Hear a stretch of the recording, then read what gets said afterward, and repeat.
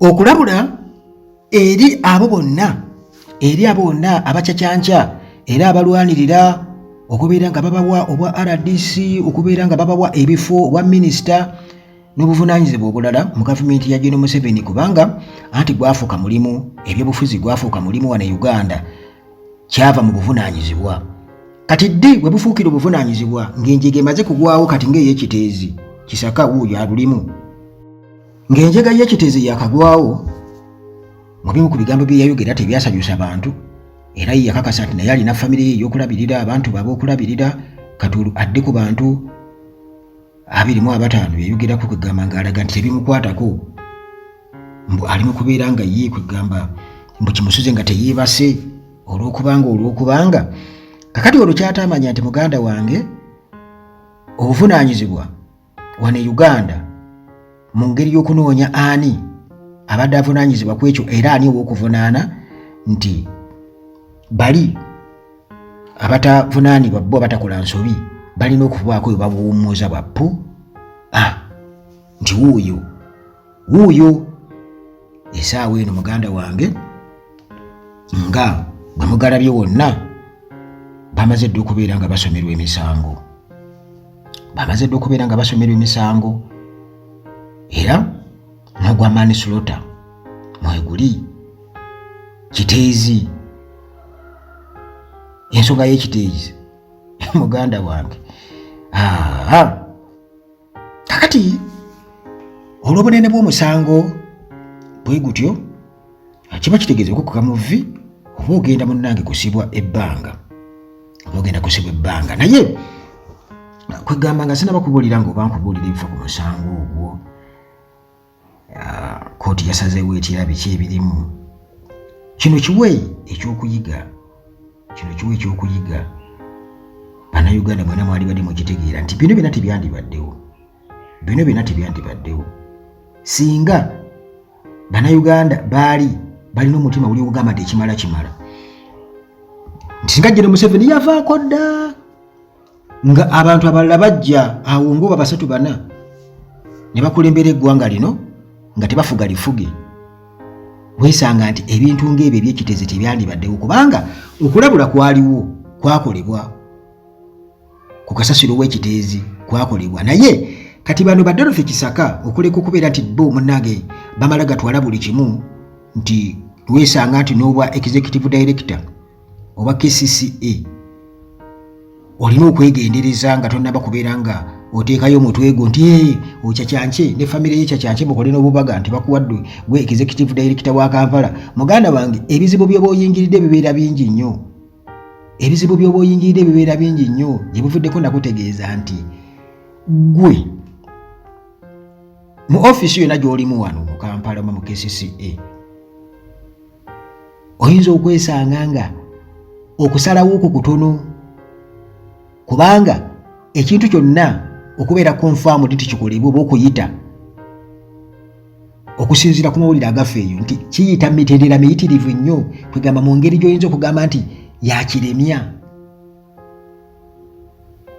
mu ngeri gy'oyinza okugamba nti ani mu butuufu yateekawo structure eno ya administration mu Kampala.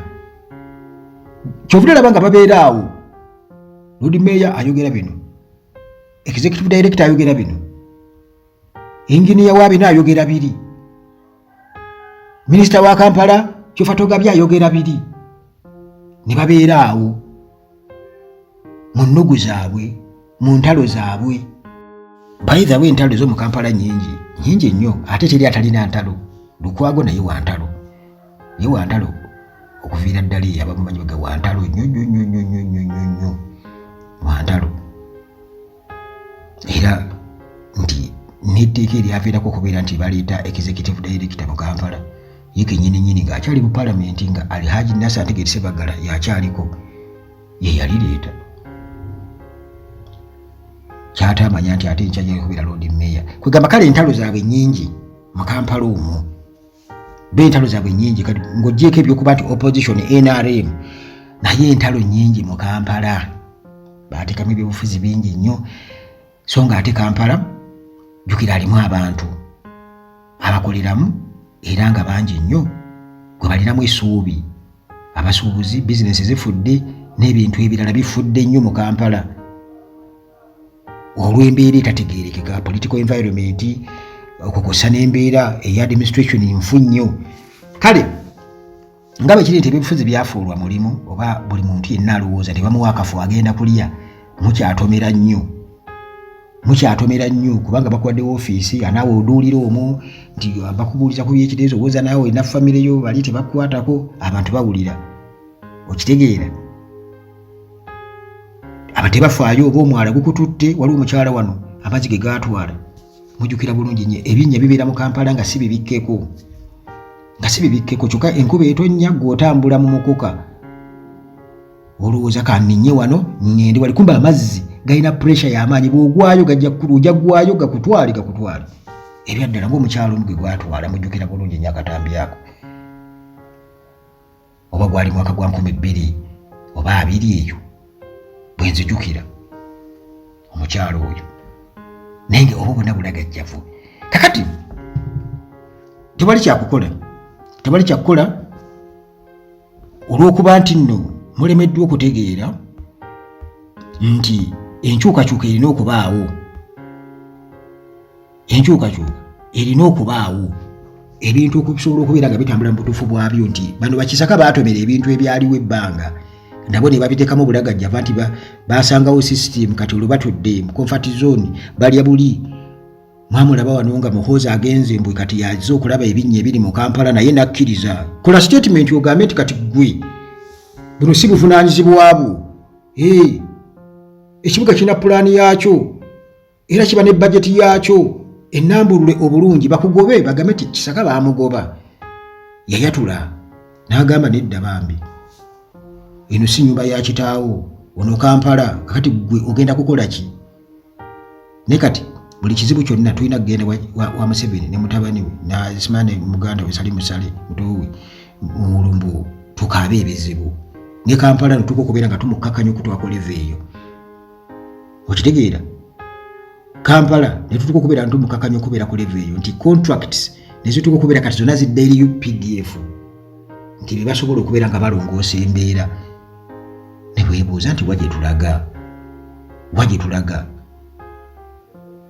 kakati munnange ebikwata ku Kisaka ne banne bano bali ku musango wa Manslaughter ku nsonga z'ekiteezi, era Dorothy Kisaka, David Luyimbazi wamu ne Daniel Okero bwe batyo olunaku olwajja ennaku z'omwezi zabadde 18 ne basimbibwa mu maaso g'omulamuzi, era omusango gwe basomeddwa gwa Manslaughter. Muganda wange obanze nkikunnyonnyole ntya Manslaughter, okusanjaga abantu, era nga guno gulina akakwati ku njegeya gw'ekiteezi. Ekikasasiro yabumbulukuka bannange abantu n'ababikkira mu nduumu, era emirambo ne giggyibwayo newankubadde nga mingi nnyo gyasigalayo. Emisango egyabasomeddwa bannaffe bano Kisaka ne gurupu ye munnange bagamba nti baalemererwa okubeera nga batuukiriza obuvunaanyizibwa bwabwe okubaako kye baabulwako kye bakola, era nti baalagajjalira ku mirimu gyabwe nga beefudde kwegamba abatafaayo mu ngeri ya naggamba. Era munnange kino kyavaako enjege yagwawo nga August 10 abantu ne bafiira ddala, abawerera ddala. Abagwa mu kasasiro basukka abako 500 baazuulako emirambo 305 gyokka bwe gityo. Munnange kooti egamba nti Julaayi, makkati ga Julaayi nga 22 ne August 2024 ba officials balagajjalira crucial responsibilities, obuvunaanyizibwa obwali badde butabuusibwa maaso. Era munnange ku nsonga y'ekiteezi eyo tebaatunulayo, nti baalemererwa okufuna permits okusaako n'okubeera nti nno bateekawo okulabula ku nsonga ya safety ku sayidi eno, oba okulabula abantu obulabe obuli ku sayiti eno, nti baali badde tebazimbawo, tebasembererawo, tebagenderayo, mbu balondalonda simanya biki kasasiro. Bannange ennaku eno abantu ne babagaana nno bawulira era bwe baddayo kubanga tebalina kyakukola. Bagamba abagagga bayinza okuba nga basudde ebintu babirundamu anti abagagga bye basudde ne balondalonda ebyumayuma n'ebirala. Kakati